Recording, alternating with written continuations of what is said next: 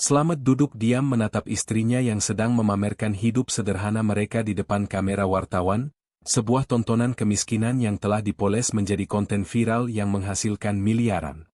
Dunia memuja mereka sebagai simbol cinta suci yang melampaui materi, namun jauh di lubuk hatinya, Slamet sadar ia hanyalah aktor pendukung dalam panggung drama yang disutradarai oleh ambisi Sulis. Bagaimana rasanya ketika ketulusanmu justru dijadikan komoditas demi like dan share? Ini bukan kisah romantis biasa. Ini adalah realitas brutal tentang Slamet yang dibeli harga dirinya seharga 7 juta rupiah, dan Sulis yang lari dari kekosongan hidup dengan menjadikan kemiskinan sebagai gaya hidup baru. Apakah ini cinta sejati, atau sekadar transaksi sunyi yang paling sukses dalam hidup mereka? Hujan di perbatasan desa dan kawasan elit bukan sekadar air yang jatuh dari langit, itu adalah pembatas nasib. Bagi Slamet, hujan berarti atap kontrakan yang bocor dan bau tanah basah yang menyengat di lantai semen retak kamarnya. Bagi orang-orang di balik gerbang tinggi, Green Valley, hujan hanyalah gangguan visual di balik kaca jendela kedap suara mereka. Sore itu, Slamet mengayuh sepeda ontelnya dengan napas memburu. Kakinya, yang terbiasa menapak tanah becek, mengayuh pedal berkarat dengan ritme kemarahan yang diredam. Ia baru saja diusir secara halus oleh satpam perumahan karena terlalu lama istirahat di dekat pos, padahal ia baru saja membabat rumput seluas lapangan bola sendirian. Di tengah jalan raya yang sepi dan licin, sebuah sedan putih mewah teronggok miring seperti paus terdampar. Slamet bisa saja lewat. Naluri pertamanya adalah masa bodoh. Orang kaya punya asuransi, punya ponsel canggih, punya uang untuk membeli kenyamanan. Tapi ada dorongan lain, rasa ingin tahu yang bercampur dengan kepuasan melihat kemewahan yang tak berdaya. Ia berhenti, bukan karena ia pahlawan, tapi karena ia ingin melihat ketidakberdayaan itu dari dekat. Keluarlah Sulis.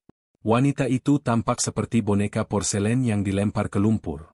Wajahnya bukan hanya cemas, itu adalah wajah seseorang yang terbiasa mengendalikan segalanya dan kini hancur karena satu hal kecil di luar kendalinya. Mogok? Tanya Slamet, suaranya datar, menahan getaran dingin. Sulis menoleh. Matanya membelalak, bukan karena takut, tapi karena kaget melihat manusia, seperti Slamet, berani menyapanya. Bengkel, mereka bilang hujan. Tidak ada yang mau datang, suaranya bergetar, campuran antara tangis dan amarah tertahan. Slamet turun dari sepeda. Ia melihat sepatu hak tinggi Sulis yang tertanam di lumpur. Ada ironi yang menggelitik perutnya. Uang miliaran di rekening tidak bisa memutar kipas radiator yang macet. Buka kapnya. Saya bukan mekanik, tapi saya tahu mesin lebih baik daripada tahu jalan hidup saya sendiri. Sulis menurut, menyerahkan kendali. Slamet bekerja dalam diam. Tangannya yang kasar dan hitam oleh oli kotor bergerak cekatan. Ia tahu Sulis memperhatikannya. Bukan memperhatikan keahliannya, tapi memperhatikan kemiskinannya. Slamet sadar ia sedang menjadi tontonan. Bau keringatnya bercampur dengan bau hujan, menciptakan aroma maskulinitas kasar yang asing bagi hidung Sulis yang terbiasa dengan parfum Prancis. Namamu siapa? Tanya Sulis tiba-tiba, saat Slamet melakban selang yang bocor. Slamet. Artinya selamat. Nama yang ironis karena hidup saya sering bahaya, jawabnya tanpa menoleh. Sulis tertegun. Jawaban itu terlalu cerdas untuk seorang tukang ngarit, atau begitulah prasangka di kepalanya berkata. Saat mesin menyala kembali, Sulis tidak hanya merasa lega. Ia merasakan desiran aneh. Bukan cinta, tapi rasa penasaran terhadap sesuatu yang nyata dan mentah. Ia melihat Slamet bukan sebagai penolong, tapi sebagai antitesis dari hidupnya yang palsu dan penuh plastik. Naiklah. Aku antar.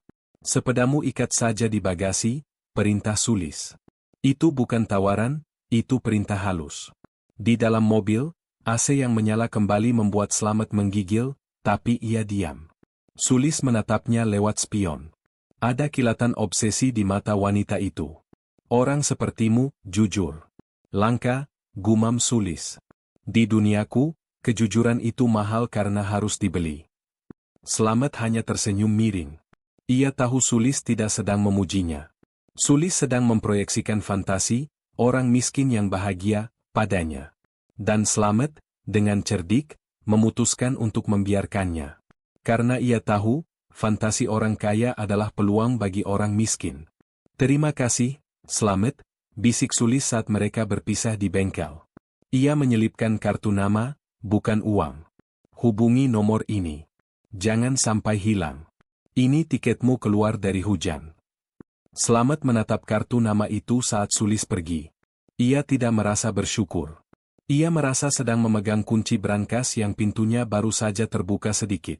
Slamet meremas kartu nama itu, bukan karena gugup, tapi untuk memastikan ini nyata. Di balik jendela bengkel, ia melihat Sulis menelepon seseorang dengan wajah dingin, seolah pertemuan tadi hanyalah audisi untuk peran baru dalam hidupnya. Slamet sadar, ia baru saja lolos casting tanpa ia sadari.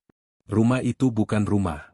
Itu adalah monumen kesepian yang dibangun dengan marmer Italia dan kaca anti peluru. Saat Slamet berdiri di depan gerbang besi setinggi 3 meter, ia merasa seperti kuman yang mencoba masuk ke ruang steril operasi. Satpam memandangnya dengan jijik sebelum panggilan dari dalam mengizinkannya masuk.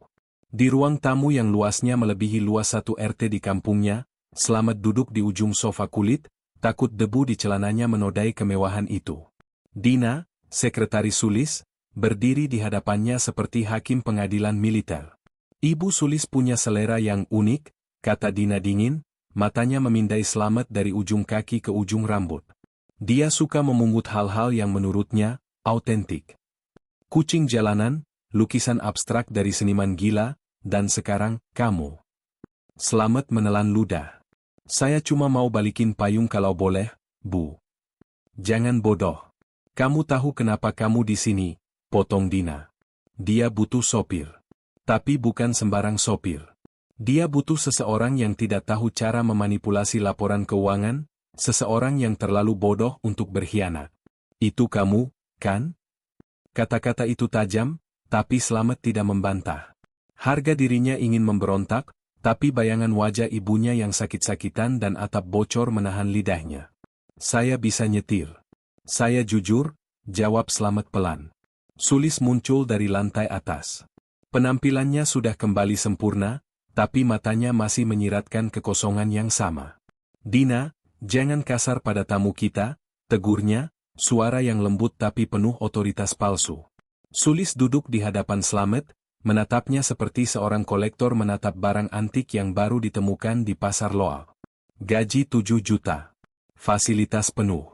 Tugasmu hanya satu, bawa aku kemana saja, dan jangan pernah berubah menjadi seperti orang-orang di kantorku, kata Sulis langsung. Jangan belajar main saham, jangan belajar politik kantor. Tetaplah jadi Slamet yang memperbaiki mobil di tengah hujan. 7 juta. Angka itu berputar di kepala Slamet. Itu adalah harga untuk tidak berubah. Sulis tidak membeli jasanya. Sulis membeli karakter, Wong Cilik-nya untuk dipajang di kursi depan mobil mewahnya. Sebuah aksesori hidup yang mengingatkan Sulis bahwa dia adalah orang baik karena telah menolong seseorang. Kenapa saya, Bu? Banyak sopir profesional, tanya Slamet, mencoba mencari celah jebakan. Karena kamu tidak menginginkan apa yang aku punya. Atau setidaknya, kamu belum tahu caranya menginginkannya, jawab Sulis misterius. Kamu mengingatkanku bahwa hidup bisa sederhana. Makan, tidur, kerja. Tanpa intrik. Slamet menerima pekerjaan itu. Bukan karena ia setuju dengan filosofi Sulis, tapi karena ia butuh uangnya. Hari-hari pertama bekerja adalah serangkaian gegar budaya yang menyakitkan. Ia dipaksa memakai seragam yang terlalu kaku, sepatu yang membuat kakinya lecet, dan harus menunggu di parkiran basement bersama sopir-sopir lain yang mengejek logat bicaranya. Namun, Sulis memperlakukannya berbeda. Wanita itu sering pindah duduk ke depan, di samping Slamet. Melanggar protokol sosial. Sulis mulai curhat, tentang suami yang mati meninggalkan harta tapi bukan cinta, tentang dewan direksi yang serigala, tentang betapa lelahnya ia menjadi sempurna. Slamet mendengarkan. Ia menjadi tempat sampah emosional bagi Sulis. Ia menyadari, Sulis tidak butuh sopir. Sulis butuh pemirsa. Sulis butuh seseorang yang memandangnya dengan kekaguman polos, memvalidasi penderitaannya sebagai orang kaya yang kesepian. Slamet, kamu kalau makan apa? Tanya Sulis suatu siang di dalam mobil, saat macet total. Nasi bungkus, Bu. Sambal terasi, ikan asin, jawab Slamet. Bawakan aku besok. Aku mau coba, pinta Sulis. Aku bosan dengan foie gras. Permintaan itu terdengar polos, tapi bagi Slamet, itu adalah bentuk wisata kemiskinan. Sulis ingin mencicipi hidup susah tanpa harus merasakannya. Namun, Slamet menurutinya. Besoknya, saat Sulis memakan nasi bungkus itu dengan tangan di dalam mobil mewah seharga miliaran, Slamet melihat senyum aneh di wajah wanita itu.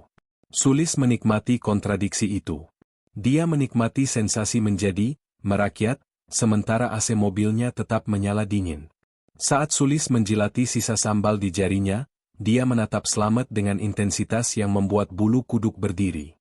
Rasanya pedas, menyakitkan, tapi bikin nagih, bisiknya. Slamet tidak tahu apakah dia bicara tentang sambal itu, atau tentang kehadiran Slamet dalam hidupnya yang steril.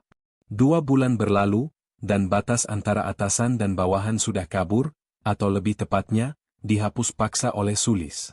Sulis semakin sering bolos rapat untuk sekadar berkeliling kota tanpa tujuan dengan Slamet, mendengarkan cerita Slamet tentang sawah, tentang kerbau, tentang hidup yang lambat.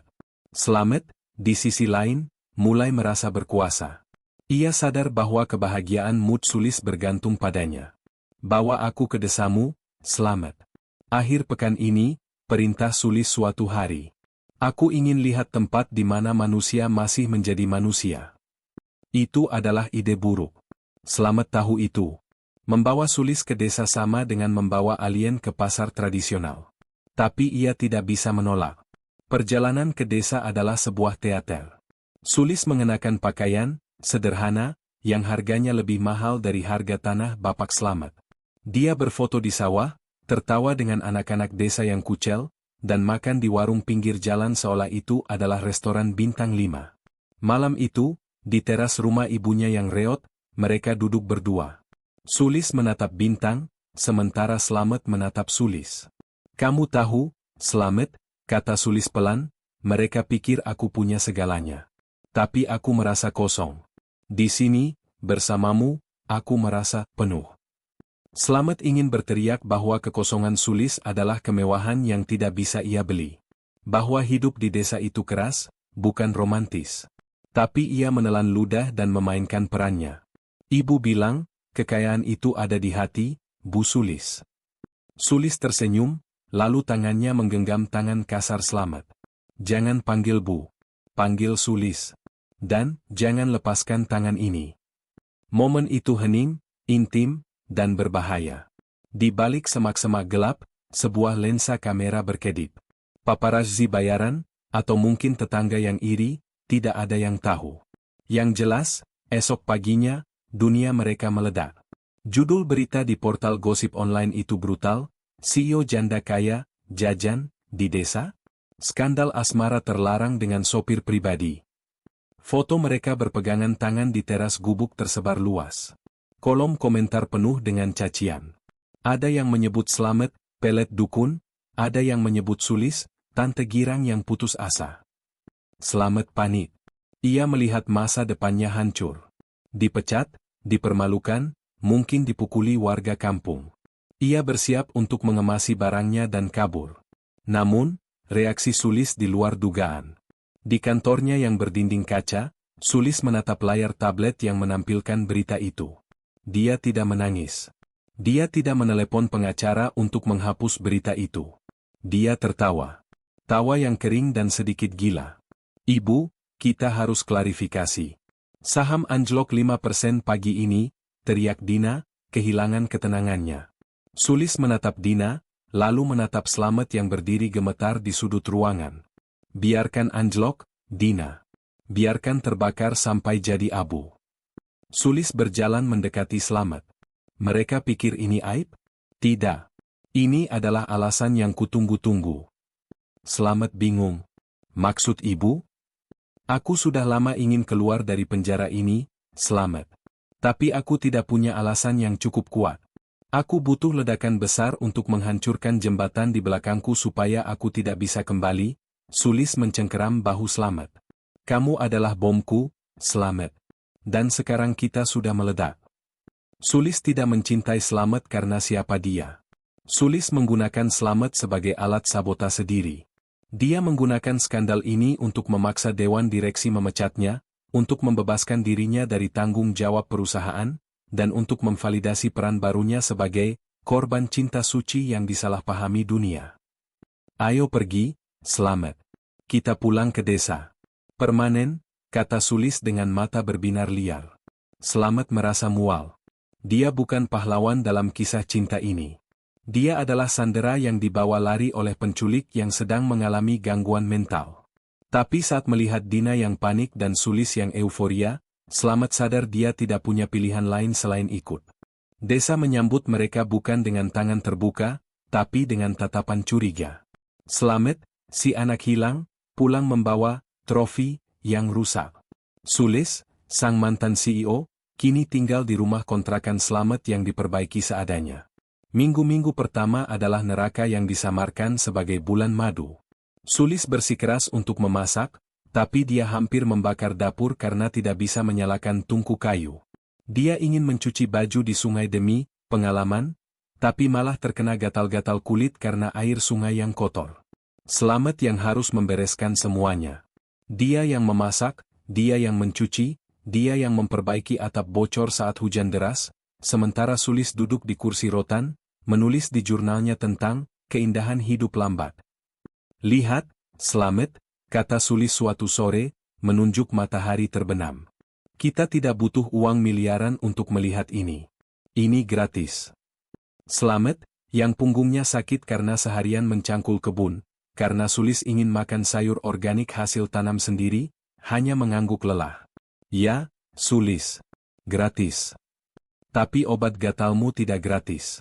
Beras tidak gratis. Dan harga diri saya yang diinjak tetangga juga tidak gratis, batinnya berteriak. Masyarakat desa mulai bergunjing.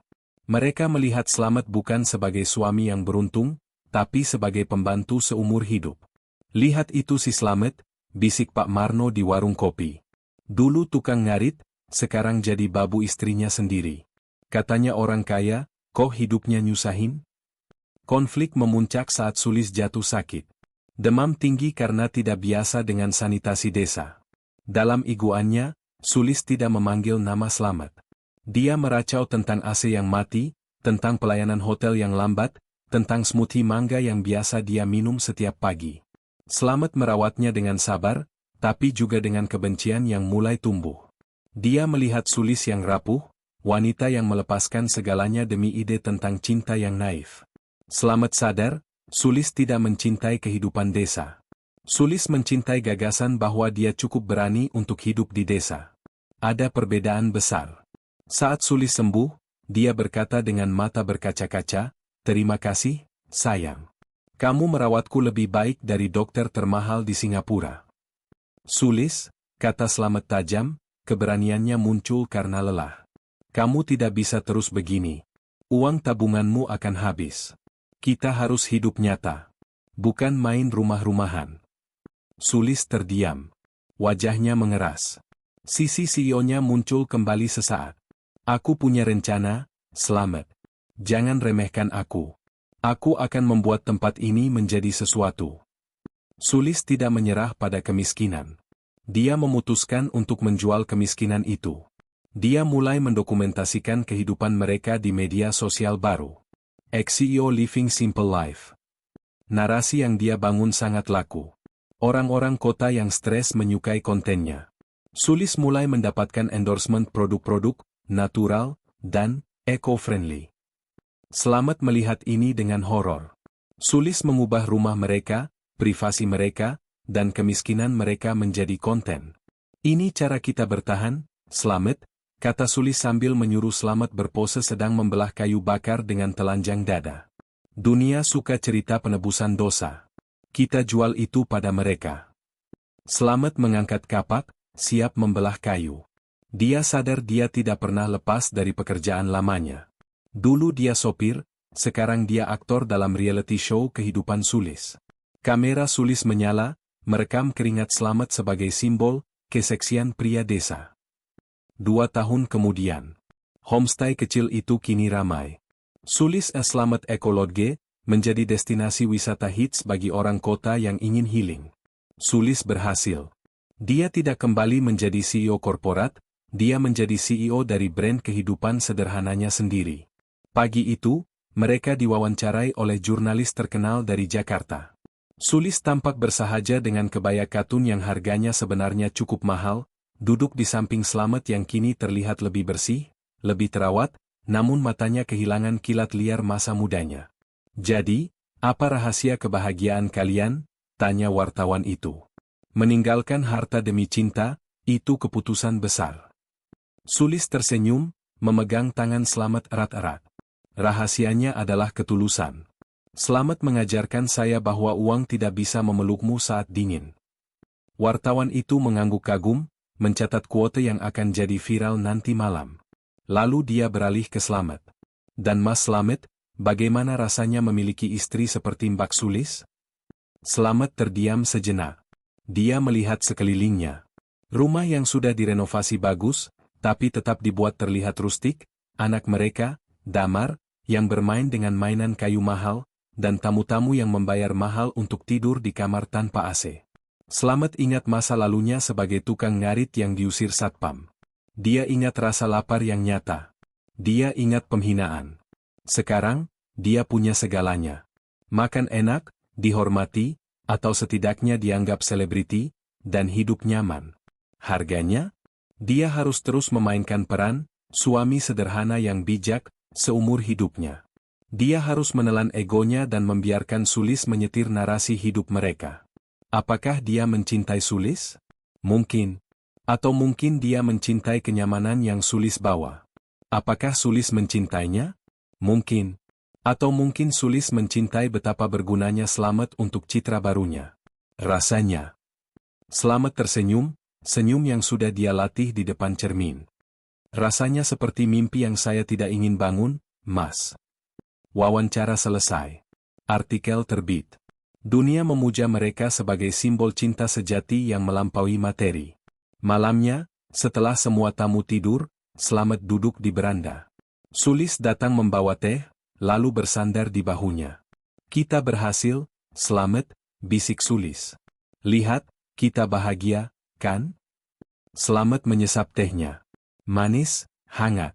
Dia melihat ke arah mobil baru mereka yang diparkir di belakang gudang, disembunyikan agar tidak merusak estetika desa. Dia menatap Sulis yang tertidur di bahunya. Wanita ini egois, narsistik, dan delusional. Tapi wanita ini menyelamatkannya dari kemiskinan, dan dia menyelamatkan wanita ini dari kesepian. Ini bukan dongeng. Ini adalah transaksi yang paling sukses dalam hidup mereka. "Ya, Sulis," bisik Slamet pada angin malam yang dingin. "Kita bahagia. Selama kita terus berpura-pura, kita akan selalu bahagia." Slamet menatap kegelapan. Di kejauhan, dia mendengar suara jangkrik, suara yang sama seperti saat dia miskin dulu. Tapi sekarang, suara itu terdengar seperti suara tepuk tangan penonton yang tak terlihat. Dia menutup matanya, menikmati peran terbaik dalam hidupnya. Di beranda rumah kayu yang kini menjadi destinasi wisata pencitraan itu, Slamet akhirnya memilih untuk berdamai dengan kenyataan dan menikmati peran abadinya sebagai penjaga fantasi sang istri, menyadari bahwa kebahagiaan mereka kini bergantung pada seberapa baik mereka berpura-pura di hadapan publik. Kisah ini menampar kita dengan sebuah hikmah yang tak nyaman, bahwa terkadang, obsesi orang kota terhadap hidup sederhana hanyalah bentuk lain dari arogansi kelas, dan cinta yang tulus tidak seharusnya menjadi konten untuk divalidasi oleh orang asing di media sosial. Cerita ini hanyalah fiksi yang dirancang serealistis mungkin agar kita bisa merenungi batas tipis antara ketulusan dan manipulasi. Terima kasih banyak kepada Anda yang telah setia menonton hingga detik terakhir.